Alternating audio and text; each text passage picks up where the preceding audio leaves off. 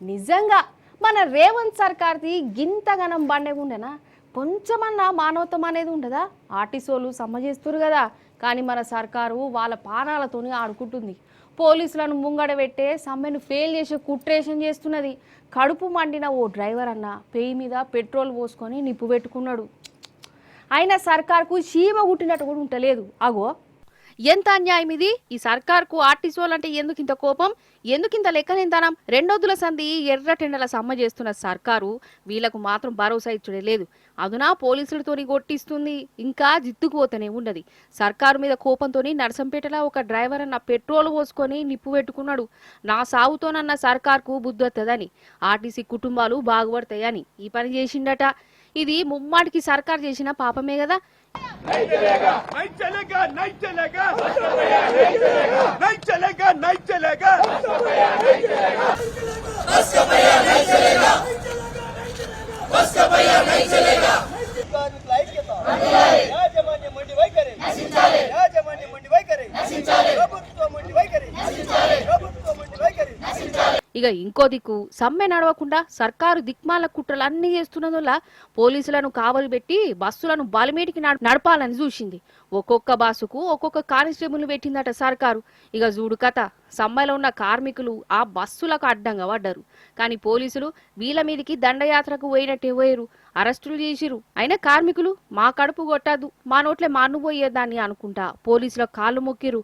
అయినా వాళ్ళ గుండె కరగలే.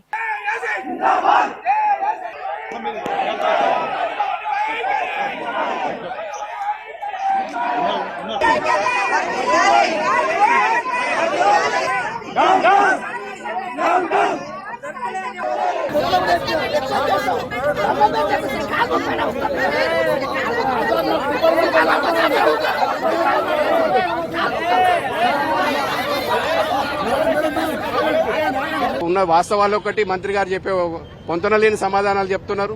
29 డిమాండ్లు మేము ఆల్రెడీ పరిష్కరించినామని చెప్తున్నారు. ఎవరి ద్వారా పరిష్కరించిండ్రు, ఎప్పుడు పరిష్కరించిండ్రు, దానికి ఏమన్నా మీరేమన్నా మాకేమన్నా లెటర్ ఇచ్చిండ్రా, లేకపోతే ఎండి గారు ఏమన్నా ఇచ్చిండ్రా, ఎవరు ఇచ్చిండ్రు మాకు దాని మీద పరిష్కారం చేసినామని?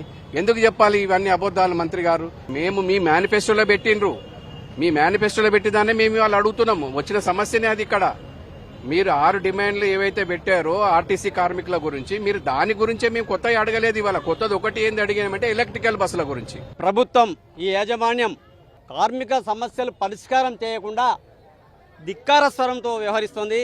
అయ్యా పొన్నం ప్రభాకర్ గారు, మీరు చెప్తున్న మాటలన్నీ పరస్పర విరుద్ధంగా ఉన్నాయి. ఏంటంటే గతంలో ఉద్యమ నాయకునిగా మీరు అనేక మార్లు వ్యవహరించినన్నారు. అప్పుడు మాటలు ఇప్పుడు మాటలు సార్ బేరీ వేసుకోండి. 2.5 సంవత్సరాల నుంచి మా నాయకులు గుట్టలుగా రిప్రజెంటేషన్ ఇస్తే కమిటీల పేరుతో కాలయాపన చేస్తున్న ఎవరు మీరు ఆలోచించుకోవాలని కార్మిక వర్గం అంతా ప్రశ్నిస్తోంది. మన సర్కారు కథ ఎట్లున్నదంటే ఆఖరికి టెంట్ హౌస్ వాళ్ళ మీద కూడా పడ్డదోళ్ళ. ఆర్టీసోలు ధర్నాకని టెంట్లు గింట్లు అడిగితే ఇయ్యనే ఇయ్యద్దని పోలీసులు వార్నింగ్ ఇస్తురట. అగర్సే ఇస్తే టెంట్ హౌస్ల మీద కేసులు పెడతారట. ఏంది ఇది? ఎమర్జెన్సీ పాలన అనుకుంటురా ఇది?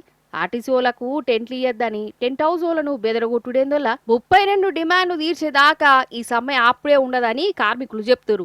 డిపోల ముంగట నిరసన చేస్తురు. ఆడోళ్ళు బతుకమ్మ ఆడుకుంటా సర్కార్కు శాపాలు పెడుతురు.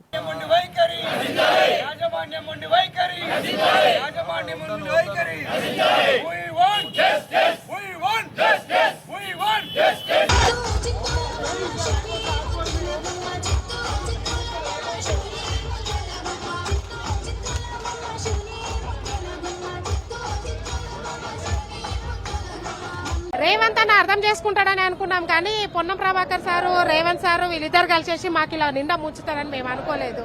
ఆయన చెప్పిందే వాళ్ళు ఇప్పుడు మాకు చేయట్లేదు. మేము అడిగితేనేమో సమయం కావాలని అన్నారు. వాళ్ళు ప్రభుత్వంలోకి రాగానే 6 నెలలు సమయం కావాలని అసెంబ్లీలో వాళ్ళు అడిగితే 6 నెలలు కాకపోతే సంవత్సరం ఆగుతామని చెప్పేసి అని ఆగాము. ఇప్పటికి 2.5 సంవత్సరాలు గడిచిపోయింది, కానీ మేము అడిగింది మాత్రం మాకు చేయట్లేదు. విలీనం చేయమని, పిఆర్సీలు ఇవ్వమని, ఆర్టీసీని ప్రైవేట్ పరం చేయొద్దని. అందులో కార్గో కూడా ఉంది. కార్గోను కూడా 100 కోట్ల ఆదాయం వచ్చే కార్గోను కూడా పక్కదారి పట్టించారు.